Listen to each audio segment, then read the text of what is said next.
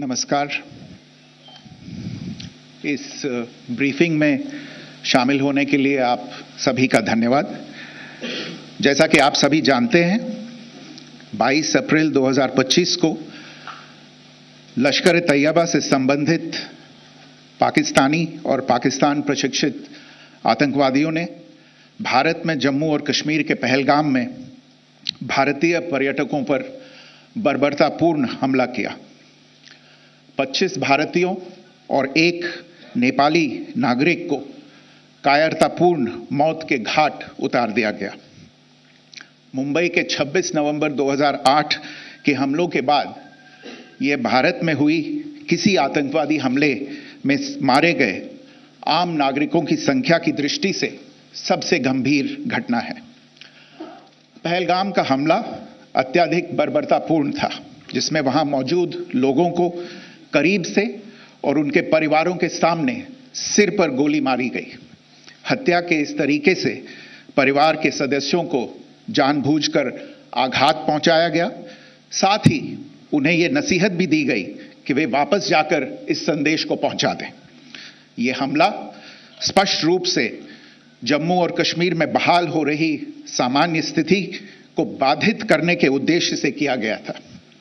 चूंकि पर्यटन फिर से अर्थव्यवस्था का मुख्य आधार बन रहा था, इस हमले का मुख्य उद्देश्य इसे प्रतिकूल रूप से प्रभावित करना था। पिछले वर्ष आप सभी जानते हैं, 2.25 करोड़ से अधिक पर्यटक कश्मीर आए थे। इस हमले का मुख्य उद्देश्य इसलिए संभवतः यह था कि इस संघ राज्य क्षेत्र में विकास और प्रगति को नुकसान पहुंचाकर इसे पिछड़ा बनाए रखा जाए और पाकिस्तान से लगातार होने वाले सीमा पार आतंकवाद के लिए उपजाऊ जमीन बनाने में सहायता की जाए। हमले का यह तरीका जम्मू और कश्मीर और शेष राष्ट्र दोनों में सांप्रदायिक दंगे भड़काने के उद्देश्य से भी प्रेरित था। इसका श्रेय सरकार और भारत के सभी नागरिकों को दिया जाना चाहिए कि इन प्रयासों को विफल कर दिया गया। एक समूह ने खुद को रेजिस्टेंस फ्रंट TRF कहते हुए इस हमले की जिम्मेदारी ली है। यह समूह संयुक्त राष्ट्र द्वारा प्रतिबंधित पाकिस्तानी आतंकवादी समूह लश्कर-ए-तैयबा से जुड़ा हुआ है। यह उल्लेखनीय है कि भारत ने मई और नवंबर 2024 में संयुक्त राष्ट्र की 1267 कमेटी की सैंक्शंस मॉनिटरिंग टीम को अर्धवार्षिक रिपोर्ट प्रस्तुत की थी, जिसमें TRF के बारे में साफ इनपुट दिए गए थे। इससे पाकिस्तान स्थित आतंकवादी समूहों के लिए कवर के रूप में TRF की भूमिका सामने आई थी। इससे पहले भी दिसंबर 2023 में भारत ने इस टीम को लश्कर-ए-तैयबा और जैश-ए-मोहम्मद के बारे में सूचित किया था, जो TRF जैसे छोटे आतंकवादी समूहों के माध्यम से अपनी गतिविधियों को संचालित कर रहे हैं। इस संबंध में 25 अप्रैल को UN सिक्योरिटी काउंसिल प्रेस वक्तव्य में TRF के संदर्भ को हटाने के लिए पाकिस्तान के दबाव पर भी ध्यान दिया जाना चाहिए। पहलगाम आतंकवादी हमले की जांच से पाकिस्तान के साथ आतंकवादियों के संपर्क उजागर हुए हैं।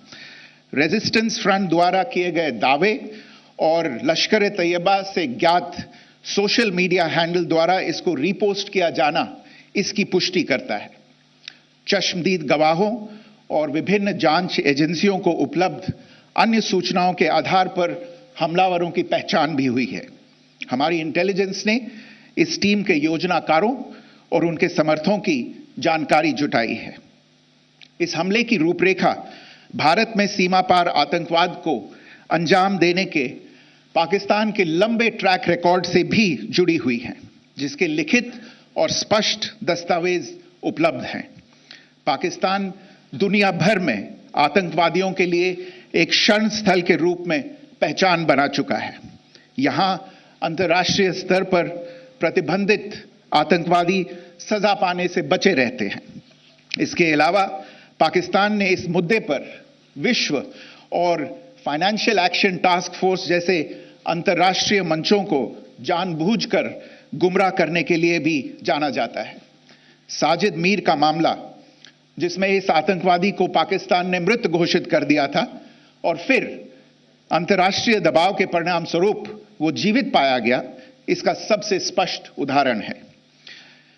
यह स्वाभाविक है कि पहलगाम में हुए इस हमले से जम्मू और कश्मीर के साथ साथ भारत के अन्य भागों में भी आक्रोश देखा गया। हमलों के बाद भारत सरकार ने स्वाभाविक रूप से पाकिस्तान के साथ संबंधों को लेकर कुछ कदम उठाए। आप सभी उन निर्णयों से अवगत हैं जिसकी घोषणा 23 अप्रैल को की गई थी। तथापि यह आवश्यक समझा गया कि 22 अप्रैल के हमले के अपराधियों और उनके योजनाकारों को न्याय के कटघरे में लाया जाए। हमलों के एक पखवाड़े के बाद भी पाकिस्तान द्वारा अपने क्षेत्र या अपने नियंत्रण वाले क्षेत्रों में आतंकवादियों की इंफ्रास्ट्रक्चर के विरुद्ध कार्रवाई करने के लिए कोई स्पष्ट कदम नहीं उठाया गया है। उल्टे वो इनकार करने और आरोप लगाने में ही लिप्त रहा है। पाकिस्तान आधारित आतंकवादी मॉड्यूल्स पर हमारी खुफिया निगरानी ने संकेत दिया है कि भारत के विरुद्ध आगे भी हमले हो सकते हैं। अतः इनको रोकना और इनसे निपटना दोनों को बेहद आवश्यक समझा गया। आज सुबह, जैसा कि आपको ज्ञात होगा, भारत ने इस तरह के सीमा पार हमलों का जवाब देने और उन्हें रोकने तथा उनका प्रतिरोध करने के अपने अधिकार का प्रयोग किया है। यह कार्यवाही नपीतुली, नॉन एस्केलेटरी, आनुपातिक और जिम्मेदारीपूर्ण है। यह आतंकवाद की इंफ्रास्ट्रक्चर को समाप्त करने और भारत में भेजे जाने वाले संभावित आतंकवादियों को अक्षम बनाने पर केंद्रित है। आपको यह भी स्मरण होगा कि 25 अप्रैल 2025 को संयुक्त राष्ट्र सुरक्षा परिषद ने पहलगाम आतंकवादी हमले पर एक प्रेस वक्तव्य जारी किया था, जिसमें आतंकवाद के इस निंदनीय कार्य के अपराधियों, आयोजकों, फाइनेंसरों और प्रायोजकों को जवाबदेह ठहराने और उन्हें न्याय के दायरे में लाने की आवश्यकता पर जोर दिया गया था। भारत की आज की इस कार्रवाई को इसी संदर्भ में देखा जाना चाहिए। Good morning. Thank you all for joining this briefing. As you are all aware, on April 22, 2025, Pakistani and Pakistan-trained terrorists belonging to the Lashkar-e-Taiba carried out a savage attack on Indian tourists at Pahalgam in Jammu and Kashmir in India. They murdered 26 people, including one national of Nepal, causing the largest number of civilian casualties in a terrorist attack in India since the 26 November 2008 attacks in Mumbai.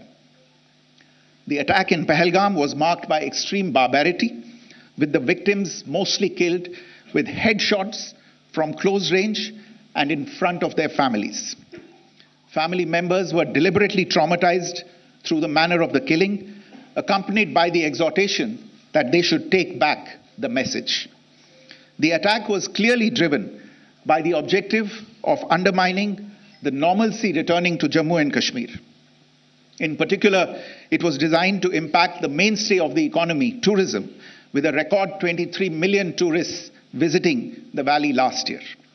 The calculation presumably was that harming growth and development in the Union territory would help keep it backward and create fertile ground for continued cross-border terrorism from Pakistan.